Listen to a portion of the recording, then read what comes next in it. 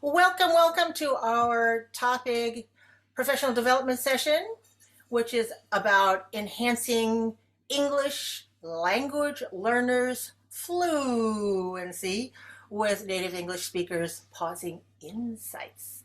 Brought to us by Dr. Mark Tanner of Brigham Young University.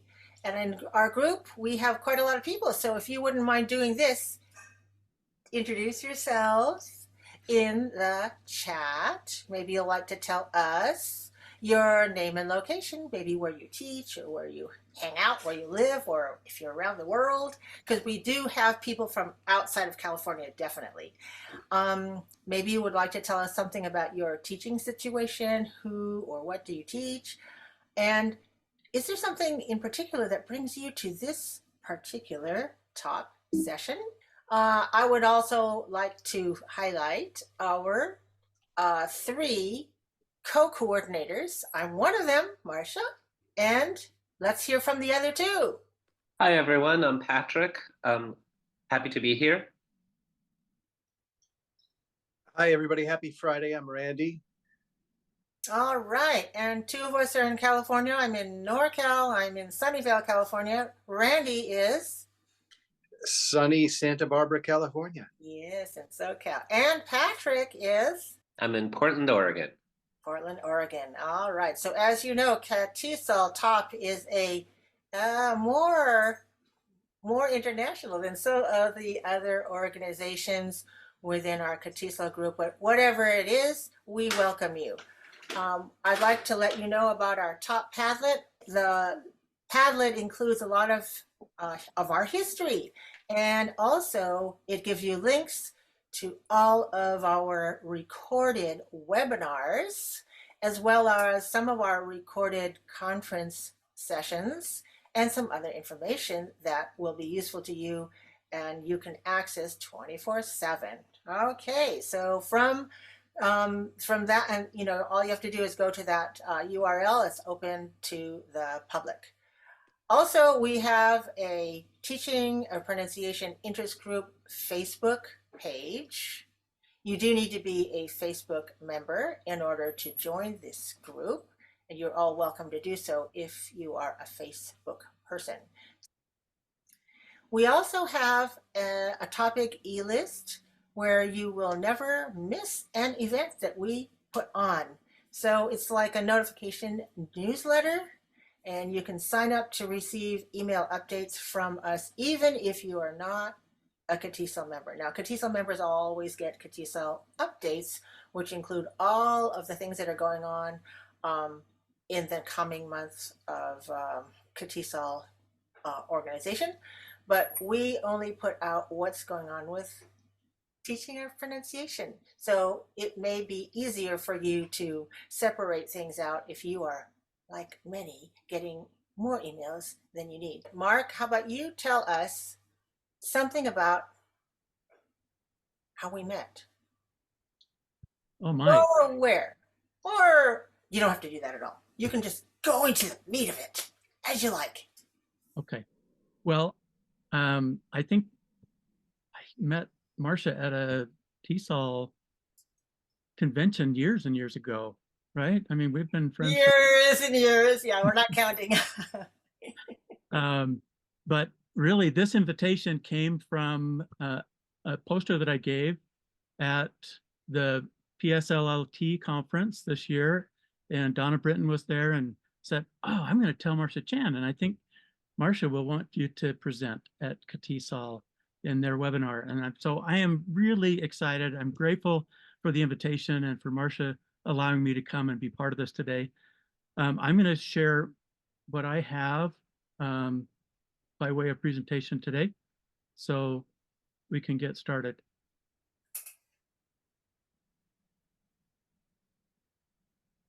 So I want to tell you that this research that I'm going to be sharing quickly is part of a team that we have here at BYU that has been researching pausing over the past year. These insights were ones that I wanted to share with you, and then as part of this, we'll also talk about what we can use this research for in working with English language learners and enhancing their fluency and intelligibility. So I'm going to move through some slides quickly. When I finish talking a little bit about the research part of that, then if there's a couple of questions, we'll address those. And then I want to get into some of the implementation, because I know for classroom teachers, that's really what is most helpful, is to kind of talk about so what, right? The so what part of this. So as we talk about this, just by way of overview, we'll go through some findings. We'll talk about this corpus research study that we did, and then get to the implications, and then finish up with some questions, okay? So to start with, we need to make sure we understand that pausing is really significant. And when we talk about that, we need to recognize that pausing is something that is going to really impact what we do. Cenoz stated in some research, said pauses and other hesitation phenomenon have been reported to be one of the greatest impediments to intelligibility in second language speech, and have been associated with negative evaluations of speech performance. Okay, this is an interesting quote from Mark Twain. And I think when we look at that, we think, yes, absolutely, comedians and others know how important pausing is, because that's what makes things funny, right? It's where they start to indicate that in their speech.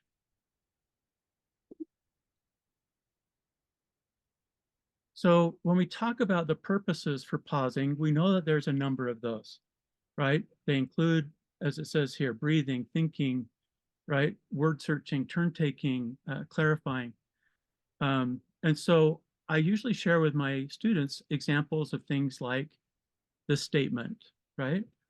Sally said the boy is nice. Now, if we look at that and we say, okay, who's talking when somebody says that?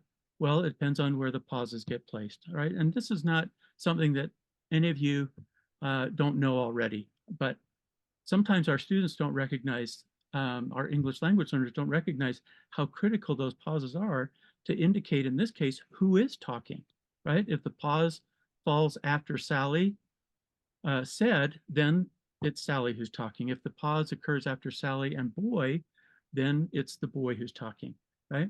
We can also use pauses for emphasis. So in this example, where we see critical pauses after each word, right? That might suggest that a parent talking to a child is pretty upset and wants to make sure that that task gets done right now. We also know that pauses help to group numbers. So in a phone number, social security number, any of those types of things, pauses are critical in helping us to group those. We also know that from John Murphy's work, he suggests that pausers pause, right, to give themselves and their interlocutors time to organize and process a message. And so both speaker and listener, those pauses are really critical. He also states that pauses are used to help delineate linguistic structures in discourse, right? And that's more of what we're going to talk about here in just a minute. So this idea of clauses, phrases, discourse markers, word clustering, collocations, right? And even hesitations.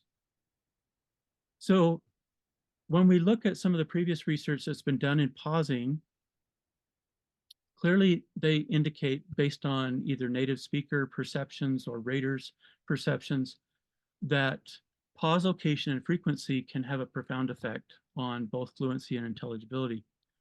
Work by Tavakoli shows that native speakers tend to pause more frequently at clause boundaries, and non-native speakers tend to pause more frequently at the mid-clause position, which does affect their intelligibility.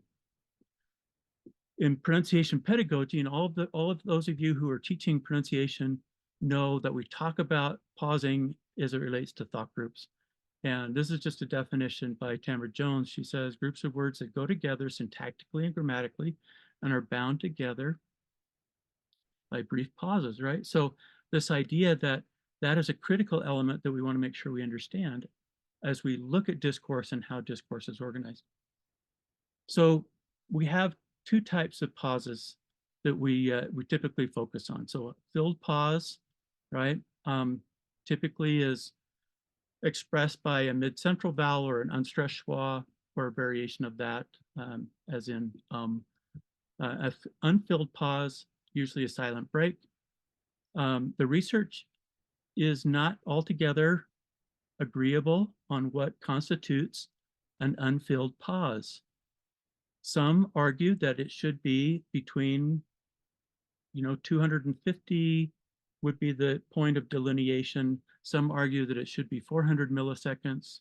So there's some controversy as to where does that fall and where do we pay attention to that? There was a study done in 2013 by Young and Bosker. They said the optimal length for measuring the number of pauses in speech is a threshold of 250 to 300 milliseconds. They said because of that level of sensitivity helps to identify even what native speakers produce as a gap in speech, right, where it may not be seen as or recognized altogether as a pause. So we use 300 milliseconds as a threshold and base that off of other researchers who in turn have used that same measurement. When we look at then empirical documents that have researched pausing, one of the things we noticed is that there really is a lack of focus on what Native American English speakers do when they pause. So we have some that have just illustrated, for the most part, native speakers pause at clause boundaries. Okay, well, that's helpful, but that really hasn't given us any additional information about this particular feature and what's happening. So that was the purpose of this study, was to really look more carefully at pause location and duration, connect those to grammatical boundaries and punctuation, and look at whether there are dialectal variations and gender variations. So these were the research questions that we used. How does pause location coincide with clause boundaries and punctuation marks? How does pause location, pause duration, number 2, vary based on clause and phrase boundaries and punctuation? And how do they differ across dialectal variants and gender, if so?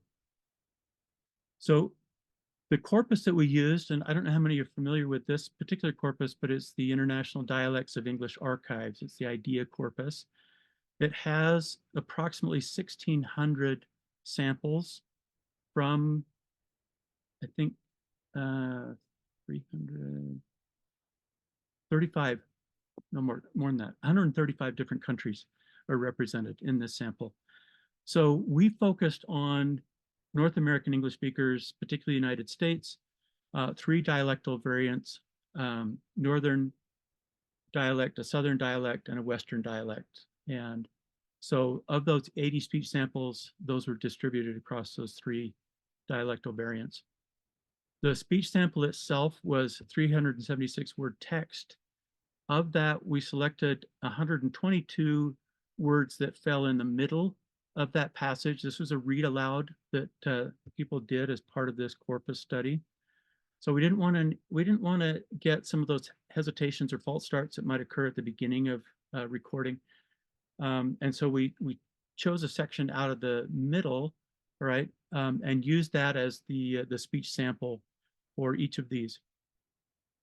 All of those speech samples that were then transcribed. Silent pauses each of those was run through PROT, and the silent pauses were tagged at 300 milliseconds or higher.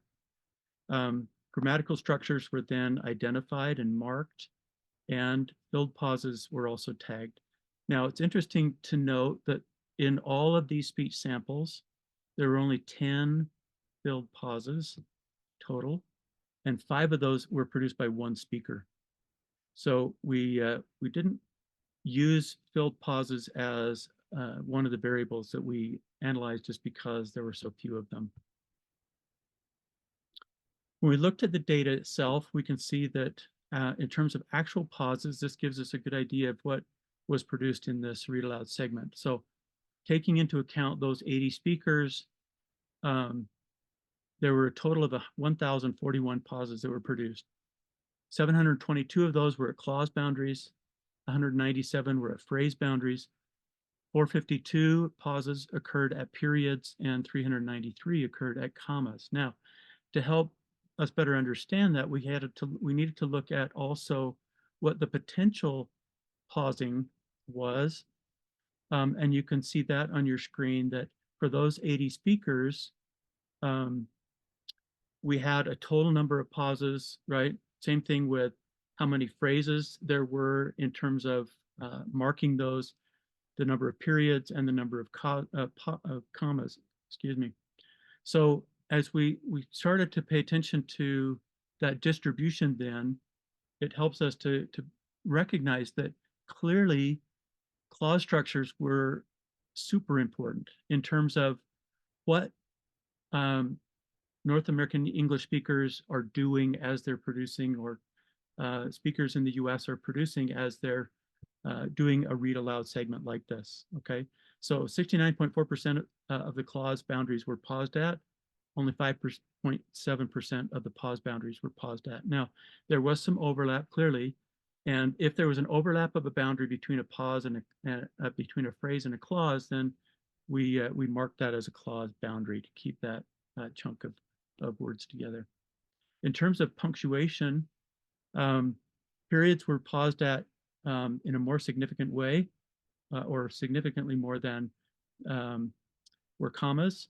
And so you can see again there, what was really interesting was to see that not all of these native speakers paused at every period, right? There were some periods where they just blew past those in the speech. And also interesting to see that not even half of the commas were ones that they paid attention to in terms of pausing.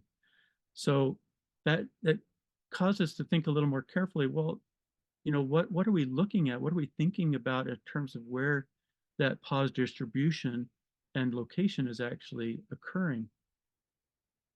So we'll get to that a little bit more here in just a second. So with regards to pause duration, we found that the average pause length of clause boundaries was 652 milliseconds. Average pause length at phrase boundaries was 471 milliseconds. There was a significant difference again between those two. So just less than half a second really in terms of what was happening at phrase boundaries. With punctuation marks, the average pause length was 734 milliseconds, and average pause length, for commas was 511 milliseconds, okay? So again, there was a significant difference between those two pronunciation features in this read aloud. Now, I don't know how well you can see that with again, the pictures that might be blocking some of that, but this is what's called a heat map. And for us, this really provided a very nice characterization of where the pauses were actually located. And so when you start looking at the production of this, you can see that there clearly are differences between dependent and independent clauses. There's longer segments where there's a comma and most of the people are pausing at that point, right?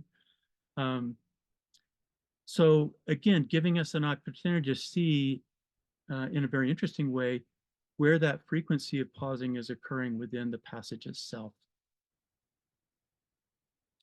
When we talk about gender and dialectal differences, there was a little bit here that we found. With regards to gender, there was no significant difference for pauses that occurred at clause boundaries or phrase boundaries. But in doing a t-test on pause duration, we did find that male speakers paused longer than female speakers, which was interesting. And that was significant as well. Regarding dialectal differences, we thought for sure there would be some dialectal difference, but there was no significant difference between those three groups of dialects. And so whether, sampling more might show that, I don't know, but that certainly could be a question for future research, okay? So in terms of some conclusions then from this research, we know that as it says, 91.5% of the pauses occurred at clause and phrase boundaries. This is really super important when we start looking and thinking about the implications of this for working with English language learners. We know that those are important, but important points in the discourse. But now I think this research helps us to solidify that even more, right? In terms of what proficient speakers of a language, or native English speakers in this case, are doing to get their message across. 69.4 of those pauses occurred at clause boundaries. All right. So when we look at punctuation, then that third point, it says 94.2% of speakers paused at periods. So we need to also recognize that periods really are a stop punctuation point where people, for the most part, are stopping and allowing the message to then pick up following that, right? Following a sufficient time period.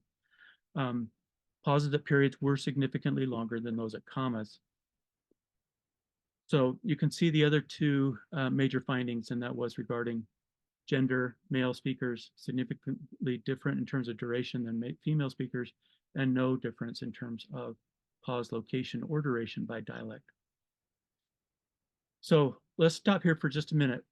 Particular questions, or maybe ones that might have come up in the chat, Marsha, that we want to try and address. And I'm going to, for my sake, I'm going to reshare my screen a little bit so I can see more clearly what. Well, I don't see anything in the chat, but we're a talkie group. We're teachers of pronunciation. So if there's a teacher of pronunciation or a learner or teacher of pronunciation who wants to open the mouth and say, "What about da da da da da" in the research, then we welcome that. Yeah. Any particular questions that people might have at this point? Yeah, I would like to ask a question about the text called Comma Gets a Cure. Yes. I noticed that it has not only clause and phrase boundaries, it's got paragraph boundaries, which you would be able to see if you were reading aloud from the script. So I wonder if you measured paragraphs. I'd have to go back and look for specifically at that point. Let me just see what I have the. And just to expand a little bit on my question, I remember reading a long time ago that paragraph boundaries were the site of this phenomena called pitch reset. And, that could be evidence that there's something else going on in the genre of reading aloud that goes beyond just phrases and clauses and sentences. That's a good point. I'm just looking at the data here, and it's saying that only 77 of the 80 speakers paused at the end of the word bird, which means there were three that went right on to the next point and even disregarded the fact that that was a paragraph boundary in the text itself. So I mean, that's interesting to see that. But as far as duration, I don't have the actual duration there to see if that was significantly longer than maybe the other periods where pausing occurred. And something I might add there is that I think you only had 2 blocks that look like paragraphs in your sample. So it was relatively short. And I'm just wondering whether the research that you've read, Randy, has anything to do with the length of it and also the genre. So this is like storytelling, which is right different, say, like something more academic. So there's just, I don't think we have the answer to these questions, but they're interesting to cogitate. I see that Pat has it. Patrick, you want to say something? Yes, yes, and actually my question is very similar to what Lori's asking in the chat. So Lori, if you don't mind, maybe I'll just ask it for the two of us. I think we're wondering whether there are significant differences in pausing patterns between spontaneous speech and the task of reading aloud. Because and if you've done research into that or are familiar with research on that topic, because just my gut feeling or anecdotally is that those tasks are sort of cognitively different, and I wonder how pausing would work with spontaneous speech. It is different. And I mean, we have these speech samples that we purchased to be able to do this study. We were interested to maybe go back, and as part of the idea corpus, there are also spontaneous speech tasks are included as part of that. And so that would be a great segue into some additional research to look at that further. But some of the other studies, like Tavakoli, her study was based on picture narratives. So the fact that they're narrating a story based on a sequence of pictures, that's where she's basically identifying that native speakers are pausing at clause boundaries, non-native speakers are pausing mid-clause. And part of the question is, well, so are they pausing mid-clause to take a breath? Are they pausing mid-clause because they're processing? So that's one of the things we don't necessarily know for sure. So I think there does need to be some additional work done comparing something like read aloud with the spontaneous speech, because I think really in spontaneous speech, we're going to find that when we don't have the text in front of us, like you see here, that there is going to be more processing that's involved, right? That there's going to be maybe increased hesitation or pausing to be able to formulate what it is that we want to say as part of that. And so I think, you know, we see that in research that has looked at more spontaneous speech. And the problem is that that speech hasn't gotten down to really looking at the kinds of things that we're trying to pinpoint here in terms of that discourse. Okay. All right, well, let's just go on and let me share with you some things that I would suggest. And again, some of these things I think experienced pronunciation teachers are probably doing, but maybe now we can reinforce those even more with our students to help them understand how important pausing is. So when we talk about the implications of pausing, we recognize now that for non-native speakers or for English language learners in general, that really understanding grammatical boundaries is going to be an absolutely key element here. Right, so we recognize grammatical boundaries, understand that pause frequency and duration do impact fluency, intelligibility, comprehensibility. We need to position pauses after clauses and phrases, chunking speech, and then avoid mid-clause pausing, right? So I like what John Murphy talks about when he says we need to practice pivotal priorities rather than peripheral concerns, right? When we talk about pronunciation teaching, those pivotal priorities definitely includes pausing. And so this formation of thought groups, the use of perception and production tasks are clearly some things I think that we want to make sure we're doing in the classroom. We want to, Murphy suggests using passages that don't have any punctuation at all, marking those and then practicing those orally. We can also use pronunciation textbooks like Linda Grant's Well Said and Judy Gilbert's book, Clear Speech, which also have examples of thought group production and practicing those in discourse. There's work that I've done also with what I call cued pronunciation readings that incorporate pausing, stress, so word stress, sentence stress, and intonation, so that it's more of a contextualized opportunity for students to practice longer pieces of discourse. John Murphy says virtually all pronunciation elements featured in the teaching of pronunciation happen within the phonological context of the thought group. So if we recognize that and we understand, for example, Judy Gilbert's focus on the prosody pyramid that starts with a thought group and then builds to the focus word or the element of prominence there. From that, we look at a stressed syllable and then a peak vowel that occurs within that, right? That helps us to really understand that thought groups are absolutely key to helping our students be able to be more fluent as well as more comprehensible and intelligible. When I work with my students, I teach them about Dickerson's 3 Ps, which stands for perception, prediction, and production. But sometimes English language learners have a hard time with those terms and don't really understand what those mean. And so use terms that are put forth by Go and Burns which are noticing, analysis, and use, right? That seems to make a lot more sense to them. And then the activities that we practice, we can focus on each of those phases that help them to then say, okay, how am I going to understand this?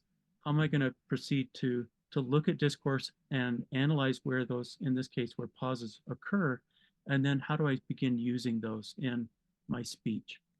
So I teach them about the importance of the thought group. We look at it, semantically and grammatically. So we'll start with things like a dependent versus independent clause, start to recognize that there's some grouping there that occurs because pauses are occurring with punctuation, right? The punctuation is going to help to separate those. Same thing with other ways that we see punctuation occurring. So whether it be a semicolon, a colon, a period, a dash, right? Those are all going to indicate that a pause should be positioned within the discourse. So from there, we'll talk about phrase structures. We'll talk about ways that we use clauses and phrases and what those look like. And this is a natural segue in a grammar class where we can infuse pronunciation and talk about those components, right? And help them to understand that when we're talking, we can break our discourse down into these particular elements and focus on that. So within that noticing then, as an example, Gilbert and Morley both suggest for non-native speakers or for English language learners, slow down the rate of speech and combine words into meaningful chunks that can improve your fluency as well as your overall intelligibility, right? So we start with noticing and then we move into eventually from the noticing to analysis. And so this is a listening task that I'll do with my students, and I won't play that segment in the interest of time, but what I'll do is I have recorded each of these segments and I ask them to listen to that and insert where they think a pause would be, where they heard a pause identified, right? And I do this as what's called a think, pair, share task. Some of you are familiar with this. Those of you who are not familiar with that. So this is a task where they do independently on their own first. Then they pair up with another student, compare what they did and where they marked those pauses. And then we share that as a class and we talk about, why did you put a pause there? What was that? What did you hear? What was that indication that there was a break maybe there, right? And so we start to come back to what we noticed in terms of those structures that we've talked about previously. From there, we can check those responses and see, okay, how well did we do in terms of identifying those? And again, with native English speakers, they may not pause at all, right? Because they can say that whole phrase as one utterance. But for non-native speakers, I think we find that it may be more helpful for them to recognize that there are these thought groups that are helping them produce better intelligible speech. From there, we move into passage that doesn't have any punctuation at all. And so this is that analyzing step, right? Whether it be a longer piece of discourse or a shorter one like this that I might use with students who are maybe novice high or intermediate low, getting them to then do that same process where they look at that and instead of hearing something, now they're just going to mark where those pauses are occurring. From there, we talk about what did they notice, right?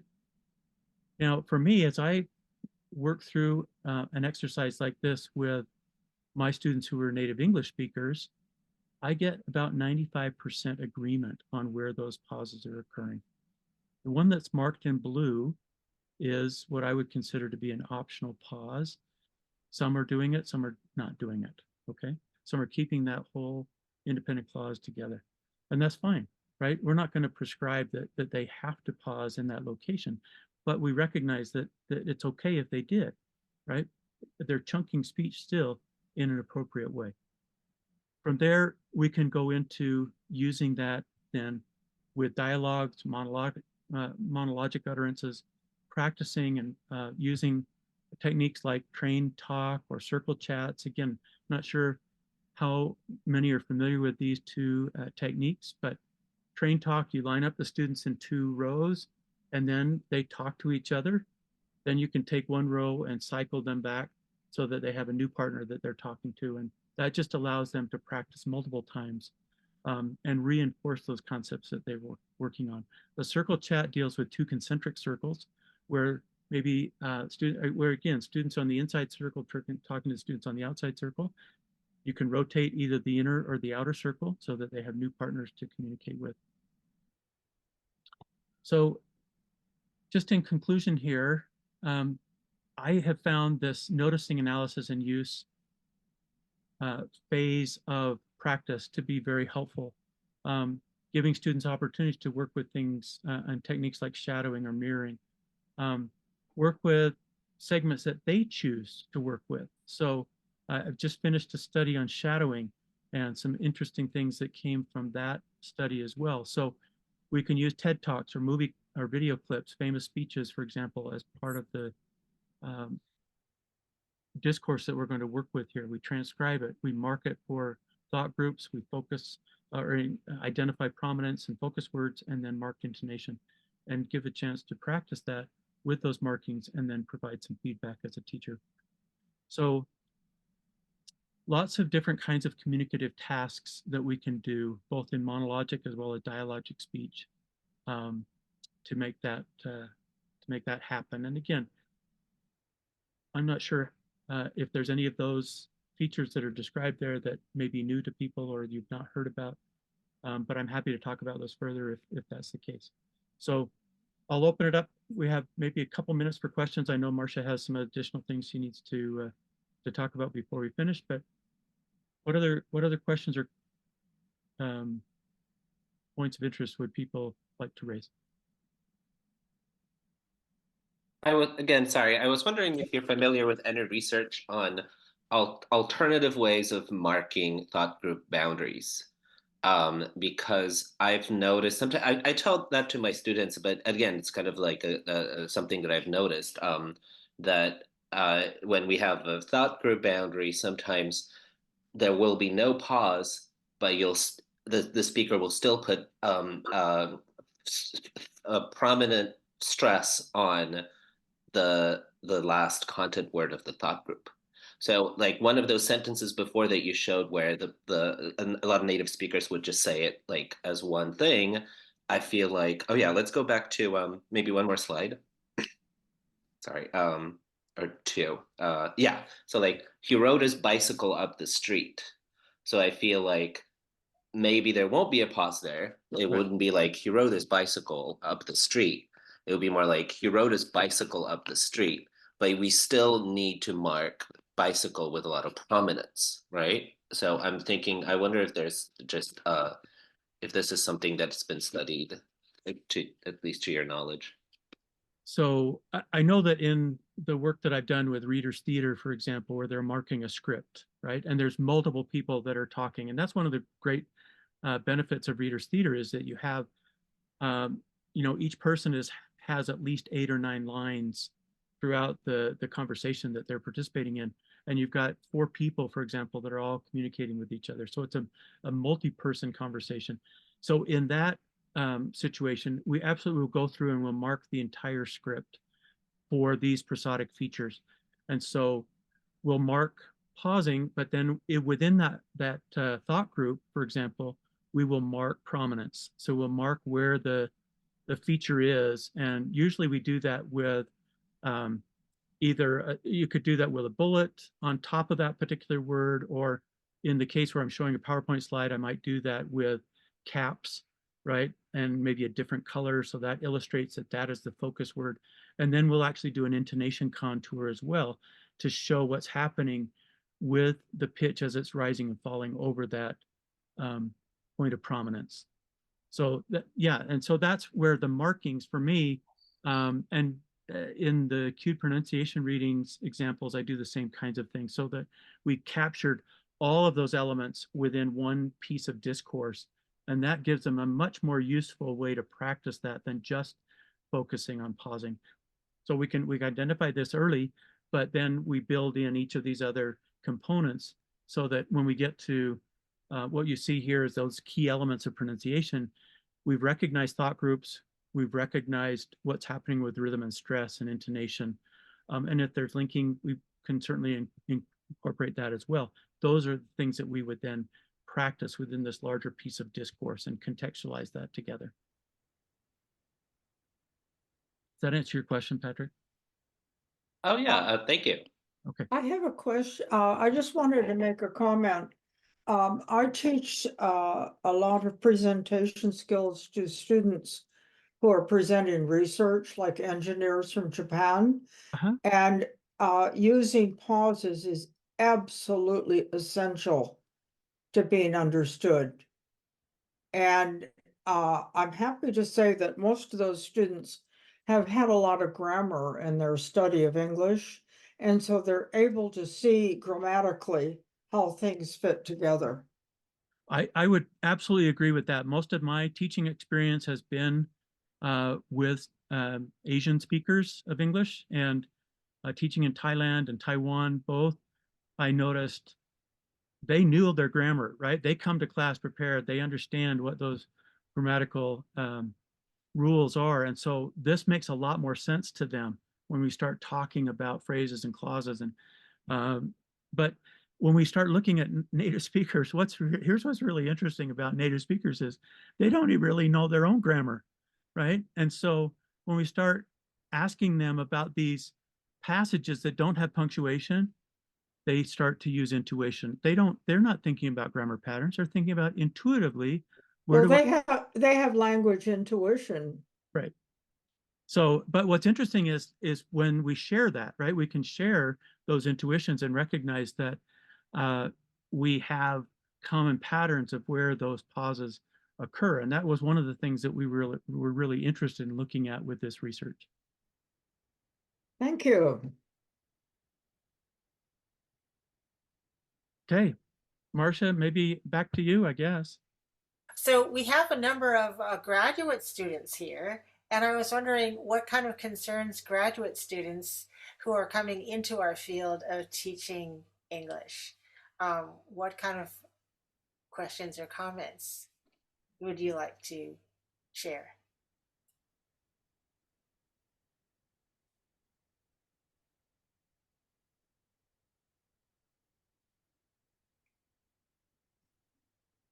I'm not sure. Are you asking me? No, I'm asking the many people here who we know are your graduate students, Okay. right? Do we have any comments or questions?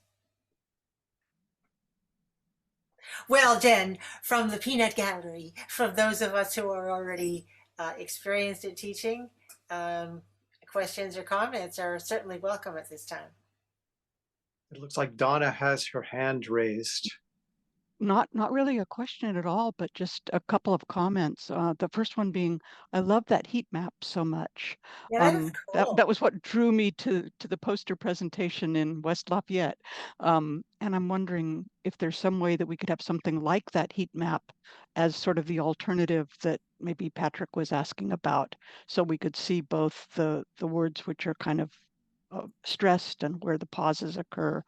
So that's just, I'd like to play with that myself and just, see if something like that would work. I think the slashes, work well, but they're sort of tried and true. And maybe there's some other ways that we could do that. And then the other comment I was going to make is, I'm sure that our haptic pronunciation colleagues would have a lot to say about this presentation, because they talk a lot about how movement should be incorporated. I'm thinking of the kinds of things that Colleen Myers has done with TED Talks, where the students actually, mirror the movements of the TED speakers when they're shadowing or mirroring the passage. And obviously all of the other haptic things that our colleagues would suggest. So not really questions at all, but just two comments there. That's great. Thanks. So what is that heat map? What is that? What is the secret of that one, Mark? That was just a brainstorm by our research team that basically said, let's take a look at, because we had other ways that we had differentiated that passage in terms of specifically marking where pauses were occurring after each word. For example, we marked all of the phrase and clause boundaries and had that color coded. And we're like, you know what, this is just not, it's not a good representation to really show what's happening. What are people doing as Why they're don't you show, actually using while we're talking about it, Mark, would you just show us that heat map event? Because people have a lot of curiosity about it. And one thing as you're, I mean, like, I understand the principles, but one of the questions that people want to know is that it's like, is there an automatic thing that does that? Or did you manually go like, okay, so 43% of this, so let's make it this color. And 57% because let's make it that color. I mean, like, that's a question, right? Yes, we actually did have to manually create this. Okay, so it's all manually created beautifully, but not automatically. So It was not automatic. is a nice name for it, but it's not something that we can just say turn up the heat and see. Right. Right. Okay. So there might be, in the future, maybe with AI that could produce something like this, right? So we put in a speech passage and tell it to highlight in different colors where the frequency of pausing is occurring. So Well, that this would was good for something that you did because you had 80 speakers and you had that many options to do that. But if you're Right, doing it as a teaching method, it might not, because as you know, you can give somebody a script and you can give somebody else a script and they will read it differently. Or Right. the same person Sure. will read it differently because of their own mood or what their intent is and where they would like the prosodic elements to be within a thought group. Right. Yep. So yeah, it was really because we had a large number of samples that we could do something like this with. Yeah, I see. So that's how you did it. All manually, guys. Okay, Donna, Patrick. Yeah, no software unless you want to create it. Yeah. Yeah, that would be great. Yeah, and it's also it's because it is based on a large number of speakers as opposed to like one speaker, which would be like running it through something like Prot or even just for if you're not looking at intonation specifically, but looking at amplitude, then you would also see that in Audacity. So those sorts of existing software pieces, the Audacity would just show you that sort of thing. All this about places where people pause is really important.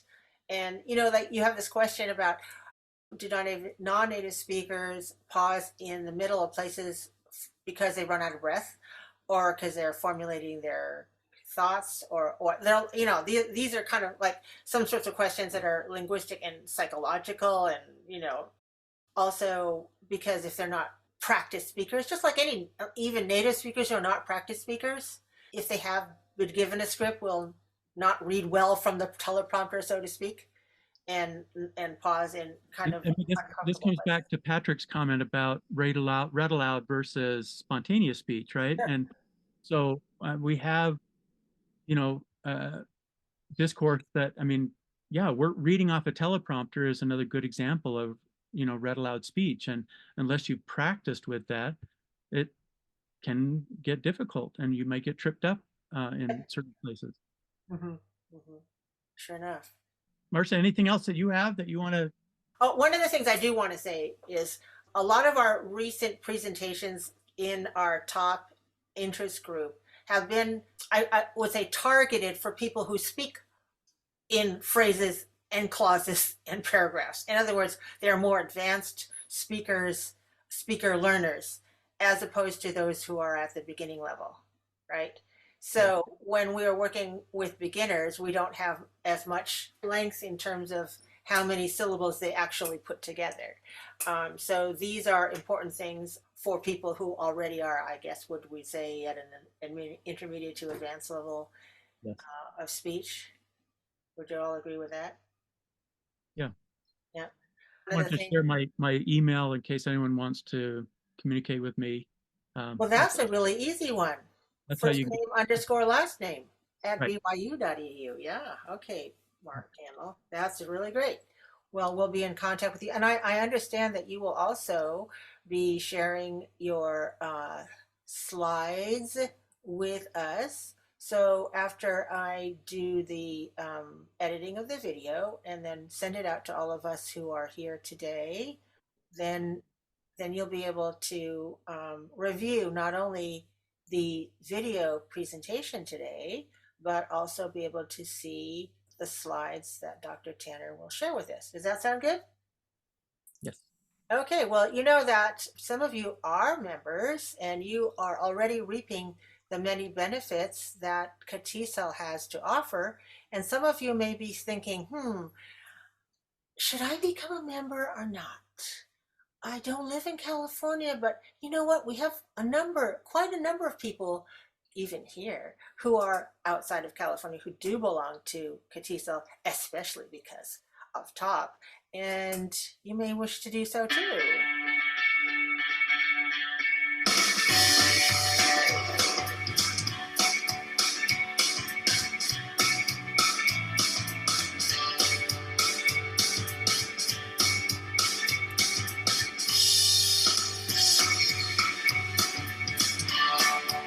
We want you to know that next month, in the month of February, we're going to have another speaker, Dr. Michael Burry, and he's going to be talking for on a Friday, the 23rd of February.